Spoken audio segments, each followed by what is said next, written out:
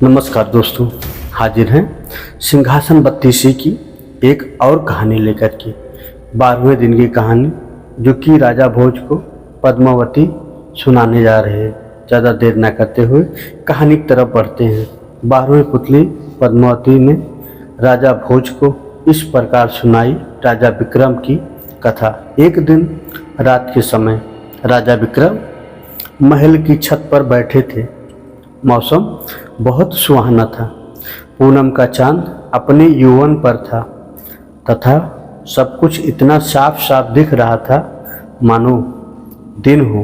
प्रकृति की सुंदरता में राजा विक्रम एकदम खोए हुए थे। सहसा वे चौंक गए। किसी स्त्री की चीख थी। चीख की दिशा का अनुमान लगाया। लगातार कोई औरत चीख रही थी और सहायता के लिए पुकार रही थी। उस स्त्री को विपत्ति से छुटकारा दिलाने के लिए विक्रम ने ढाल तलवार संभाली और अस्तबल से घोड़ा निकाला। घोड़े पर सवार हो फौरन उस दिशा में चल पड़े। कुछ ही समय बाद वे उस स्थान पर पहुँचे। उन्होंने देखा कि एक स्त्री बचाओ बचाओ कहती हुई बेतहाशा भागी जा रही है और एक विकराल दानव उसे पकड़ने के लिए उसका पीछा कर रहा। विक्रम ने एक क्षण भी नहीं गवाया और घोड़े से कूद पड़े। युवती ने उनके चरणों पर गिरती हुई बोली, बचाने की विनती करने लगी। उसकी बाहें पकड़कर विक्रम ने उसे उठाया और उसे बहन संबोधित करके ढाढ़स बंधाने की कोशिश की। उन्होंने कहा, राजा विक्रमादित्य की शरणागत है और उनके रहते उस पर कोई आँच नहीं आ सकती।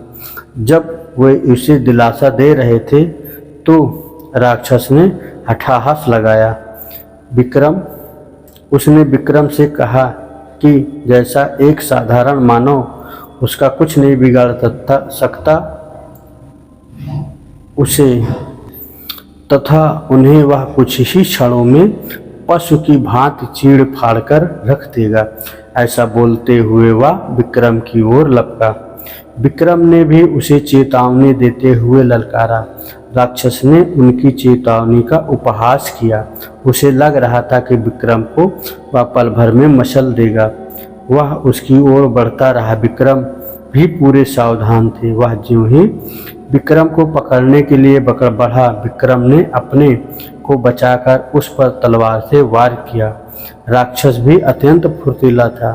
उसने पैतरा बदलकर खुद को बचा लिया और भिड़ गया।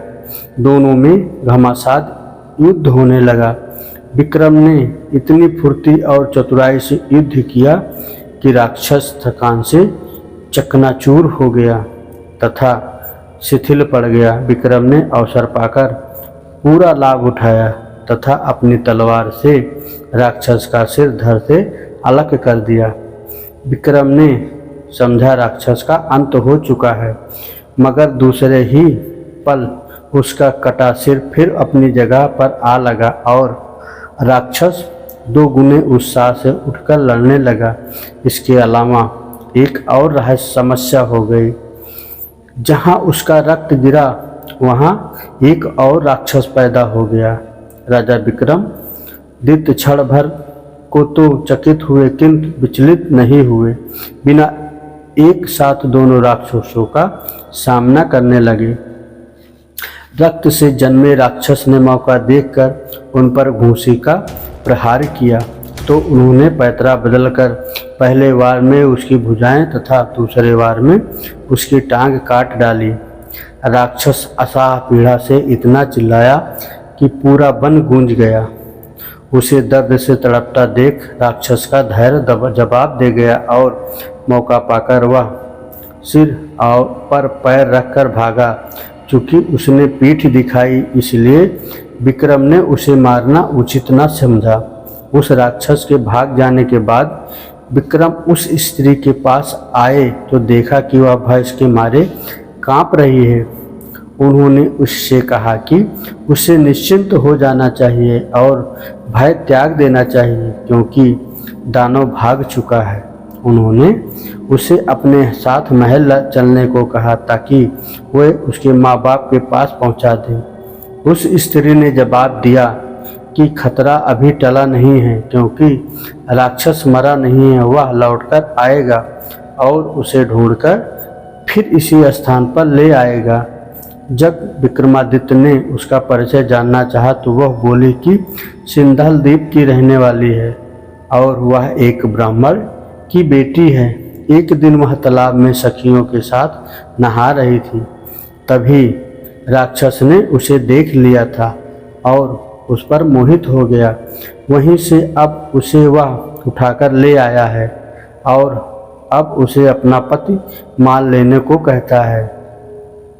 उसने सोच लिया है कि अपना प्राण दे देगी, मगर अपनी पवित्रता नष्ट नहीं होने देगी। वह बोलते बोलते सिसकने लगी और उसका गला रूंध गया।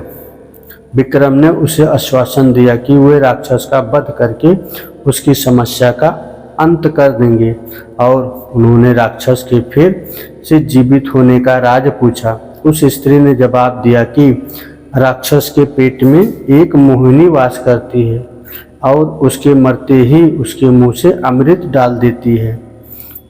उसे तो वह जीवित कर सकती है, मगर उसके रक्त से पैदा होने वाले दूसरे राक्षस को नहीं। इसलिए वह दूसरा राक्षस अपंग होकर दम तोड़ रहा है। यह सुनकर विक्रम ने कहा कि वे प्रण करते हैं कि उस राक्षस का वध किए बगैर अपने महल नहीं लौटेंगे, चाहे कितनी भी प्रतीक्षा क्यों न करनी पड़े। उन्होंने जब उससे मोहिनी के बारे में पूछा तो स्त्री ने अनभिज्ञता जताई। विक्रम एक पेड़ की छाया में विश्राम करने लगे, तभी एक सिंह झाड़ियों से निकलकर विक्रम पर झपटा। चूँकि विक्रम पूरी तरह चौकन्ने थे, इसलिए सिंह उनकी बाँह पर घाव लगाता हुआ चला गया। अब विक्रम भी पूरी तरह हमले के लिए तैयार हो गए। दूसरी बार जब सिंह उनकी ओर झपटा तो उन्होंने उसके पैर को पकड़कर पूरे जोर से हवा में उछाल दिया। सिंह बहुत दूर जा गिरा और क्रुद्ध होकर उसने गर्जना की। दूसरे ही पल सिंह के भागने वाले राक्षस का रूप लिया। अब विक्रम की समझ में आ गया कि उसने छल से उन्हें हराना चाहा। वे लपक कर राक्षस से भिड़ गए। दोनों में फिर भीषण युद्ध शुरू हो गया। जब राक्षस की सांस लड़ते लड़ते फूलने लगी तो विक्रम ने उसके पेट में घुसा दी। राक्षस धरती पर गिरकर दर्द से चीखने लगा। विक्रम ने उसके गले में तलवार से उसका पेट चीर दिया।